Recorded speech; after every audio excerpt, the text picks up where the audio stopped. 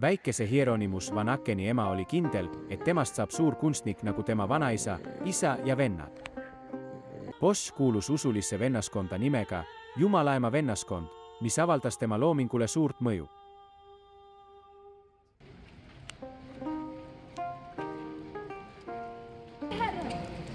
Palju kuulsin teie maalingut, seda nii mägi paistvad. Ma käisin teie juures.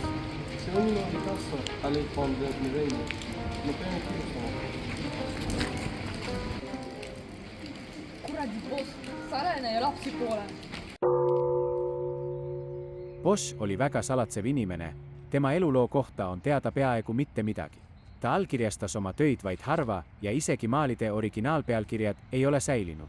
Ta suri 1516 aastal kas vanadusse või haigusesse. Huvitav, eks ole, aga millised maalid ta tegi? Kohe ma näitan teile. Bosch maalis eranditult oma ainulaadses stiilis. Tema maalidel on palju tegelasi, sealhulgas kujutisi põrgust ja teemonitest ning erinevatest ebamaistest olenditest. Bosch kasutas visuaalseid metafoore, et väljendada oma mõtteid. Peaaegu igal elemendil on oma tähendus. Näiteks, tagurpidi lehter, vale tarkus.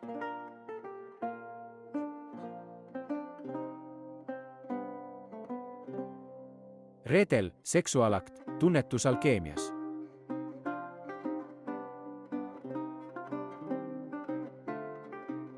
Võtti, suguelund.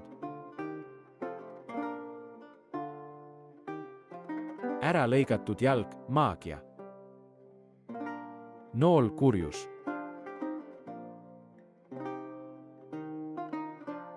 Öökul, vaimne pimedus.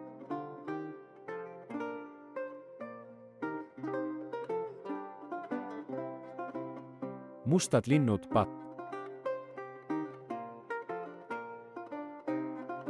Igas maalil on mingi tähendus ja siin on 5 kõige kuulsamat maali. Maisteste naudingute aed. See on inimelu allegooria, süütusest läbi kiusatuste karistuseni. Keskosa näib taevalik, kuid tegelikult on see naudingute lõks, mis viib põrgusse. Maal on hoiatus sellest, kui kergesti inimkond eemaldub jumalikust harmooniast pattu ja hukatuse poole. Heinavanker. Hein on materiaalse heaolu, edevuse ja ahnuse metafoor. Kõik püüdlevad näiliste väärtuste poole, unustades vaimsuse. See on terav hukkamõist inimlikule ahnusele ja tühjale elule. Narride laev. See on satiir vaimulikkonna ja ühiskonna üle, mis on kaotanud mõtte ja eesmärgi. Bosch kritiseerib teadmatust, kõlvatust ja mõttetut eksistentsi, võrreldes inimkonda tüürimeheta laevaga. Püha Antoniuse kiusatus. See on vaimse ja lihaliku vaheline võitlus. Püha sümboliseerib usukindlust hoolimata maailma õudustest ja kiusatustest. Bosch kujutab inimese sisemist heitlust omaenda kirgedega. Viimne kohtupäev. Inimese moraalne valik on peamine motiiv. Pääsemine või hukatus sõltub tema tegudest. Bosch kujutas viimset kohtupäeva mitte lootuse, vaid sünge hoiatuse võtmes.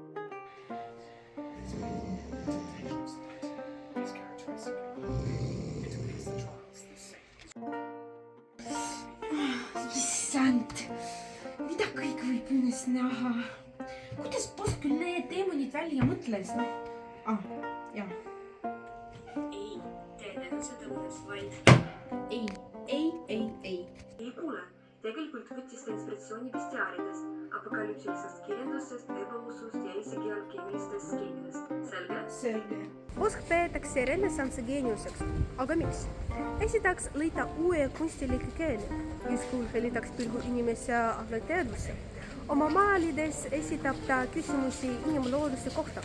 Teda nimetatakse ka detailide meistriks ning ta valdas ilmaalitehnikak parimine meistri tasemel.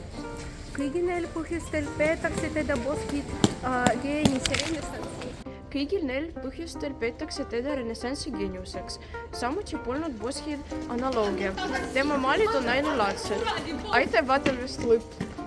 Isiklikult tahaksin ma ka lisada, et Boschil oli palju järgijaid, nimelt Pieter Bruegel vanem. Kõige ilmsem Boschi järglane. Tema maalid on samuti täidetud paljude väikeste stseenide, allegooriate ja rahvalike motiividega.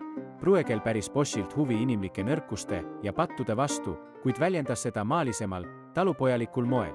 Näited, lastemängud. Tulle Kriet. David Teniers noorem. jätkas hiljem naritsemise, saatanlikkuse ja talupojaelu kujutamise traditsiooni, kuigi baroksele ajastule omase kergusega. Tema loomingus on näha Boshi grotesksuse mõju. Max Ernst, sürrealist, kelle kollaasid ja maalid haakuvad mitmeti Boshi fantaasiamaailmaga. Teda inspireerisid keskaegsed gravüürid, veidrad olendid ja alkeemia. Ja isegi Salvador Dalí ise. Kuigi ta elas mitu sajandit hiljem, pidas tal Boshi üheks oma peamiseks eelkäijaks. Ta ütles, et Bosch oli esimene sürrealist. Neid ühendab armastus alateadvuse, kummaliste vormide ja visuaalsete metafooride vastu. See ongi lõpp. Suur tänu vaatamise eest, soovin teile olla sama huvitavad nagu suur Hieronymus Bosch.